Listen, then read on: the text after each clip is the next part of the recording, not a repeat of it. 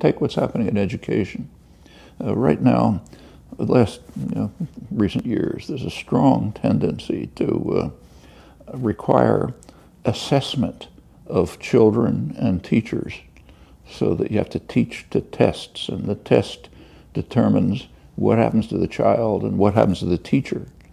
That's guaranteed to destroy any meaningful educational process.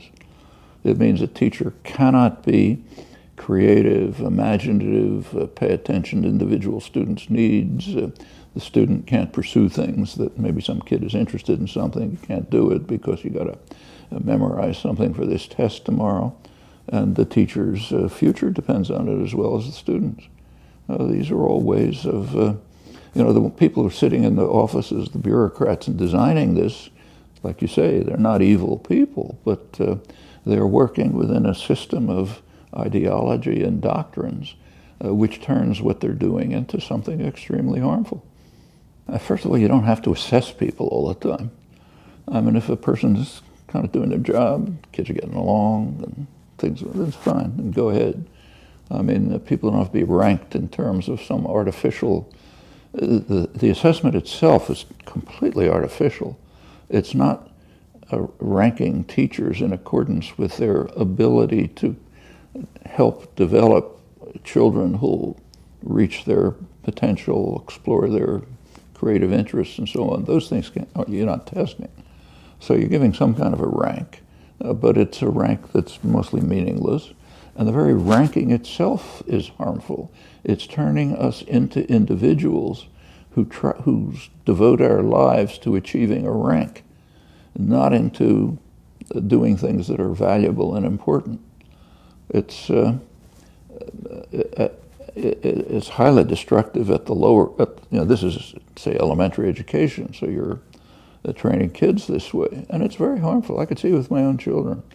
When my own kids were in elementary school, at what's called a good school, good quality suburban school, by the time they were in third grade, they were dividing up their friends into dumb and smart.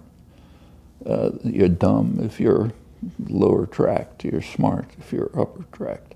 I mean, think what that does to the children. Doesn't matter where they're tracked. The children who take it seriously, like we could kind of help them not take it seriously. But if you're caught up in that, it's just extremely harmful. And it has nothing to do with education.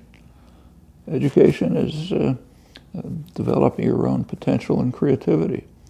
I mean, maybe you're not going to do well in school and you'll do great in art. That's fine. What's wrong with that?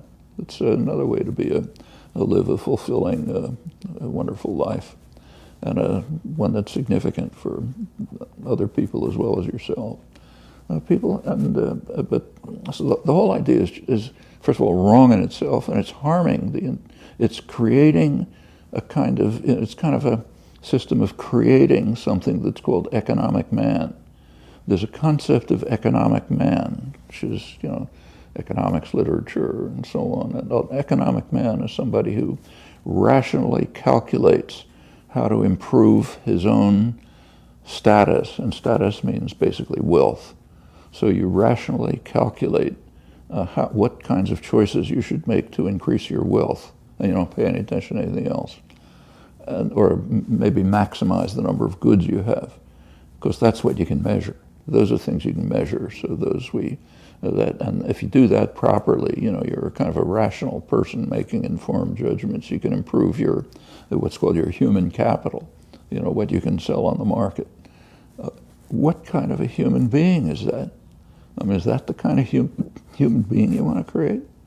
And all of these mechanisms that you're describing, like testing, assessing, evaluating, measuring, they force people to develop those characteristics. The ones who don't do it are considered maybe behavior problems or some other deviance. Maybe something goes wrong, then they drop out and maybe try to survive on drugs or something.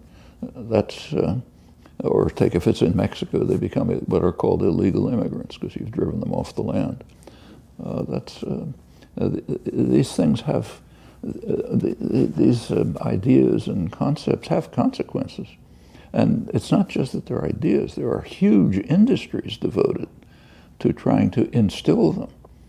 The public relations industry, advertising and marketing and so on. It's a huge industry. It's maybe a sixth of gross domestic product. And it's a propaganda industry. It's a propaganda industry designed to create a certain type of human being, one who can maximize consumption and can disregard his actions on others. It's massive. It starts with infants. In fact, I remember a study recently which made some publicity about advertisers realized that there's a segment of the population that they're not reaching. You have to reach everyone. But there was a segment they weren't reaching, children, because children don't have incomes. So the advertisers had sort of not targeted them, but some smart guy realized that you can get the children to be consumers by inducing them to nag their parents. So a branch of psychology developed, literally in the universities, in applied psychology of nagging. How you can nag this way if you want that thing, and you can nag the other way if you don't want the other, and so on. And you take a look at, I remember watching television with my grandchildren when they were little. They're deluged with propaganda that tells them you've got to have this, $400 mechanical something or other. So get your parents to do it. Get them to understand that you're going to be miserable, and your friends will hate you, and your life won't be worthwhile unless you get this thing. That's what our culture is designed to do, and it's a huge industry. Actually, in the early days, back in the 1920s, it was called propaganda. The major text of the PR industry by one of its gurus, Edward Bernays, back in the 20s, was called propaganda. And that's what it was. We don't call it that anymore. The word propaganda has a kind of a bad connotation, so it's called I don't know what. But it's exactly the same thing.